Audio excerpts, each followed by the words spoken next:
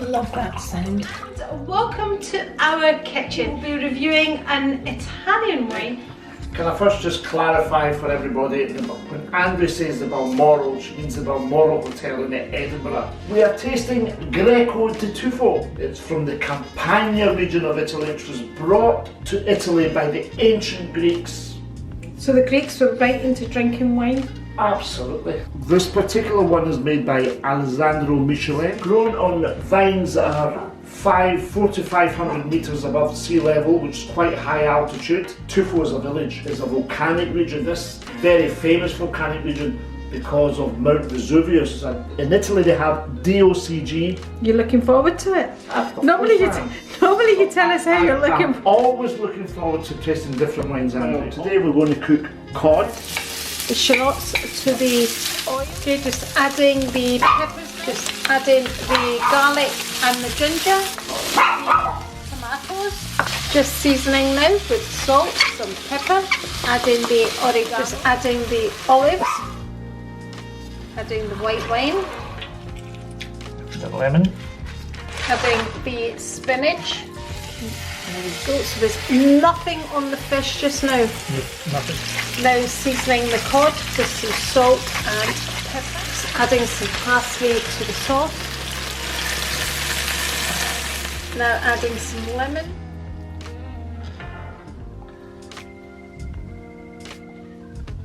Good one there. Some of these capers as well. Certainly not melon anyway, but it's different. Nothing spectacular on the nose. That's a bit derogatory to us, Greek separate wine. Well, that's just the way I describe it. Let me just, I don't know if it's going to be enough, but it's delicious. Well, if that's not enough, we've got a problem. Cheers. Good health, honey.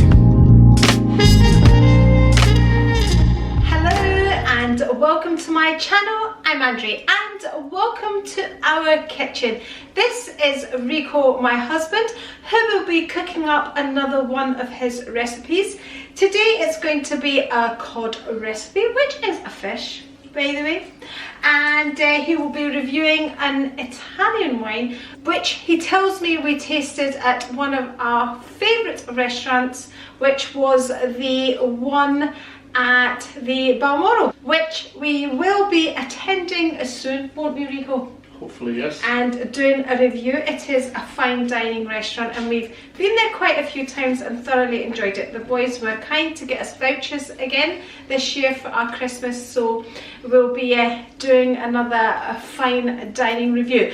But all of that aside, let me invite you to subscribe if you haven't already, and whilst you're there, press the bell, which will notify you every time I upload a video. And I like to upload a variety of videos which don't just include food and wine reviews and cooking, but basically all my favourite things. So enough of all of that. Now over to you, Rico. What wine are we tasting and what are you cooking up? Today we are going to review Greco Di Tufo. It's a white wine from the Campania region of Italy, which is in the south of Italy, south of Rome. Its largest city is in fact Naples, and probably apart from wine production, the area is very famous for Mount Vesuvius, which is of course a volcanic mountain. The grape variety here is in fact Greco Di Tufo, Tufo being the village of that area. But Greco Di Tufo is in fact an ancient grape, and this is a clone of the ancient grape Greco Bianco, which introduced to Italy by the ancient Greeks 2,000 years before Christ and revived at one point.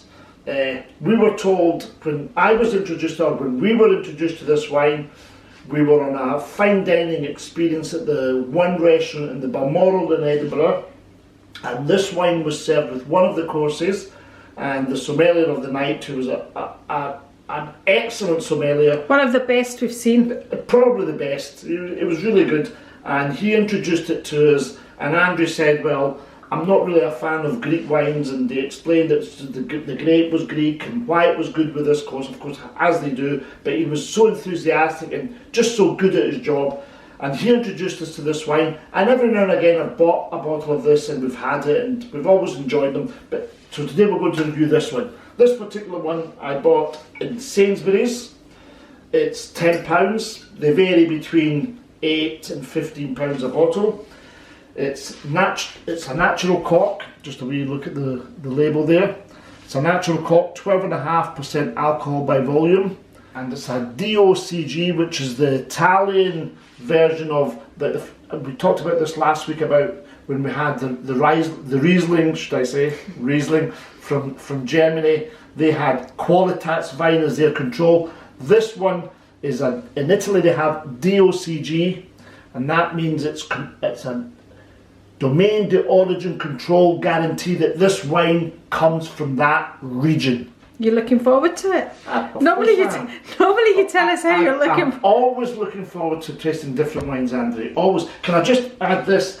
I dug this out, and this was our last experience at the Balmoral, because the sommelier gave us the menu away. Can you see that? There we go. Okay. Yep. And there, the John Dory, they served it with John Dory, and the wine was Greco Di Tufo from Campania. It was a 2014. Right, so this particular wine is not the exact same as what we had. No, so is this a lesser wine, more? No, I wouldn't say it's a lesser wine. No, not at all. Not at all. Southern Italian wines in general don't have the same reputation as the north of Italy. The north of Italy seems to have this more, further north in Italy you have Chianti and you have the Pinot Grigio from the north, and the north of Italy, the south has came back, and this thing of ancient grapes and reviving ancient grapes seems to be the way forward, and a lot of lesser known grapes have came out in the past 10-15 years. How do they revive old grapes? So when you say old grapes, have they kind of died away and then they... No, they haven't died away completely. Right, okay. They're not grown in such a scale that you're going to make wines that you can produce to export. But now they are. So Greco Di Tufo in that region of Italy, which obviously thrives in that region of Italy, they've revived it. The winemakers have made good wines. They're exporting them and so on and so on. Same with a lot of Greek wines, Portuguese wine, Spanish wine, and I think that's the way forward. It's every country has to have an identity. Okay, Rico's now put the wine actually in the freezer because he wants it to cool down because the meal's going to cook pretty quickly. And now Rico's going to tell us the ingredients of the recipe. Well, today we're going to cook cod. I've got some lovely cod loin here, and we're going to sort of infuse some sort of Mediterranean flavours. We're going to have some shallots, sweet pepper, got some lovely plum tomatoes here. I'm going to put some garlic and just a wee touch of ginger in there as well, which I've chopped down. So that's chopped, not crushed? Yeah, I've just chopped it finely. Chopped garlic and chopped ginger. Yep. Some kalamata black olives. We've got some baby spinach, some oregano, dried oregano, and some capers. And some white wine. So about a spoonful of olive oil has been added to the pan, just heating the oil. To give you an idea what I'm going to do, is I'm going to cook the shallots, the peppers, the tomato, the garlic, and the spinach. I'm going to add the spinach into the same pan. Now, if you wished at the end, towards the end of the cooking, you could add the cod as well and leave the lid on and sort of give the cod that steam effect. But I'm going to cook the cod separate. I prefer my cod to be sort of cooked in oil and give it that sort of fried sort of flavour that's in the pan. So you're going to make the sauce first? Yes, I'm going to start cooking the sauce and then first. Just fry the cod separately and add it to the sauce? Yes, the sauce is going to add the sauce to the cod? The idea of this sauce is the meal.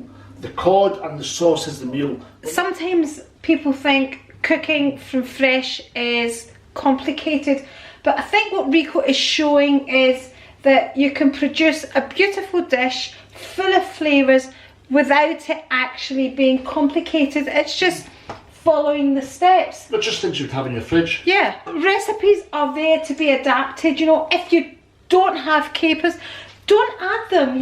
There's so many other flavours going on in this dish. You have to get a balance of flavours though as well. everything that's gone into this dish at the moment. We've got the shallots, the peppers, the tomatoes. All these ingredients are sweet. The capers give you that balance because they're sour, and the olives as well. And when you cook olives, the olives, kalamata olives, will give off a fantastic flavour as well. Really. Yeah, but again, if people don't like olives, they can leave them out, because a lot of people, you know, I think olives are an acquired taste. Okay, Rico's rushing me now. He wants to add the shallots to the oil. So if you don't have shallots, any type of onion would do. If you don't have an onion, just slice it. Yeah. But shallots are so lovely and sweet. They are really sweet.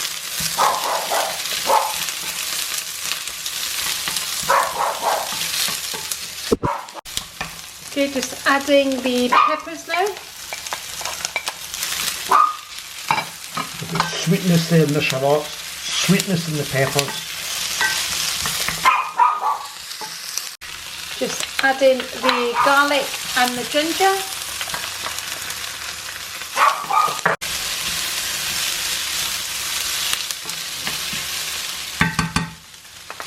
The tomatoes. Basically just adding one ingredient after the other. Yep. Just seasoning now with salt.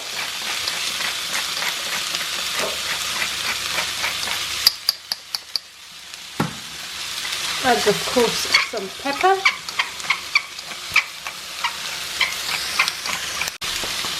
Adding the oregano. Dried oregano, this is okay. Okay, Rico. Cypress oregano. Cypress oregano. Oregano. Correct. Just adding the olives. These are kalamata olives which have taken the stones out. Okay, deseeded olives.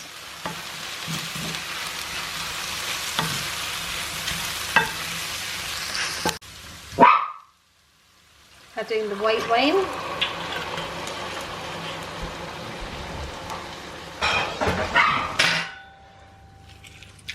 The lemon.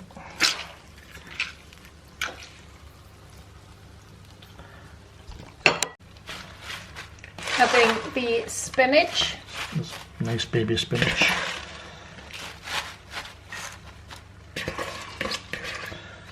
Okay. Adding oil to the other pan now, because Rico's going to fry the fish, as he said, separately. The sauce is going on in that pot just there. There we go. The oil is just now starting to sizzle very slightly, ready for the fish. Okay, there we go. So there's nothing on the fish just now. Nothing. And it's been skinned, but I'm putting it in skin side down. Okay. Okay.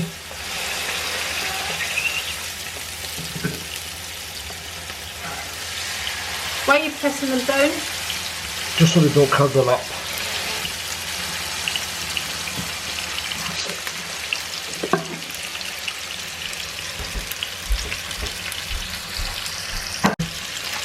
Now seasoning the cod with some salt and pepper.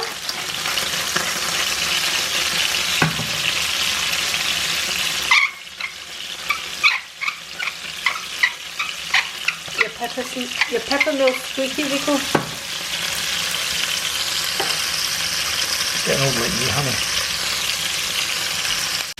What you have to be careful with the cod is that it doesn't break, because it's quite a flaky fish, and this has no skin on it. It's been skinned, so we'll just let it cook, and you'll see it'll start to rise up the sides, the cooking, and just at the last minute we'll just turn it over, switch the pan off, and it'll just cook through enough so it'll be opaque and nicely cooked. Just adding some parsley to the sauce, or the veg I should say.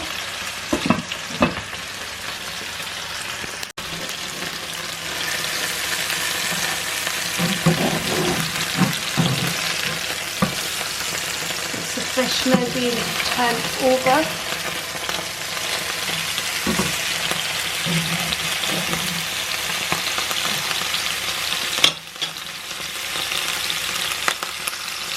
soon as Rico turned the fish over, he switched the heat off because it's obviously still sizzling. I'm going to put the capers in here. Adding the capers with the fish. Yep.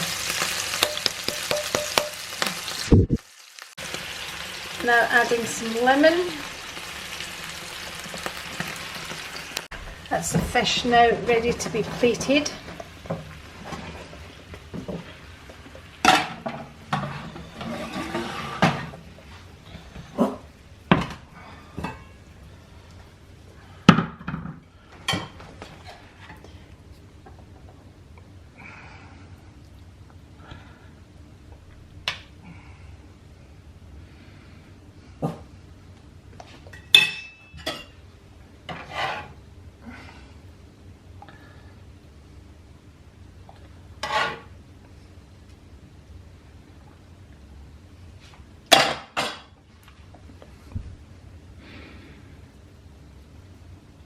Et voila. Here we go. Some of these capers as well. That's it.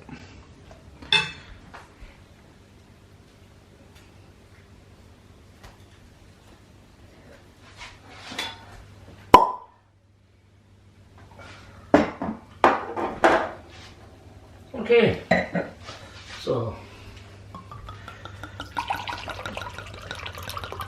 that's your taster, okay?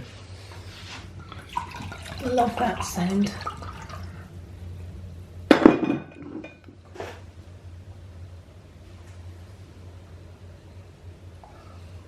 Okay. Melon, of all things, that's what my... Initial taste? No, it's not a taste, the sort of smell. Okay.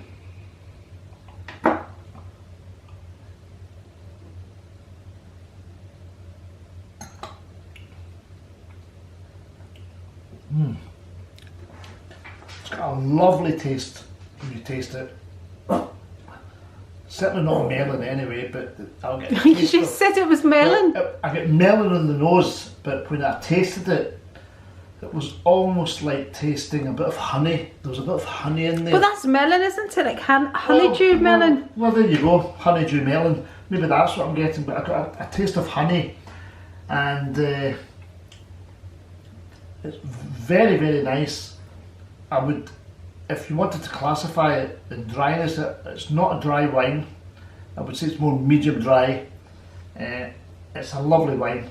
It's what I remember that night in the Balmoral when we first tasted it. We were so excited after it that we really enjoyed it, and we bought it a couple of times after that. And it's something I forgot about, but it's really lovely. Seriously, a really lovely wine. It's different. It's different. It's not like, it's not Chardonnay, it's not Sauvignon, it's a different taste completely. It's unique and it's a lovely wine. So does it remind you of the Greek wines that we have, the Greek Cypriot wines in Cyprus? No, not at all. Not at all. Not at all. Still tasting this wine in my mouth. It's lovely. Really is. Okay. Oh, so you're going to taste the food first? Right, okay. No. Carry on. No. It's your prerogative. I'll taste the wine. Nothing spectacular on the nose.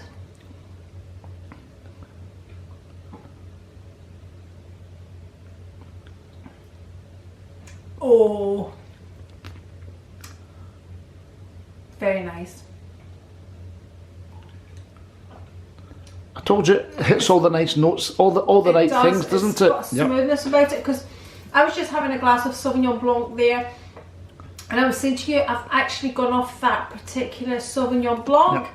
I just don't feel it has any depth. What was that Sauvignon Blanc? I've been drinking that for ages. What is it? It's just a Sauvignon Blanc. Just run of the mill. So now taking this, and you're right, it doesn't have that distinctive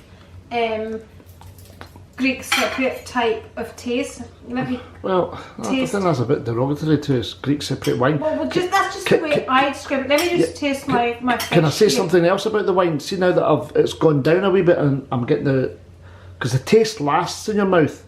You know, I haven't taken anything after that. I get a wee bit saltiness in it as well. It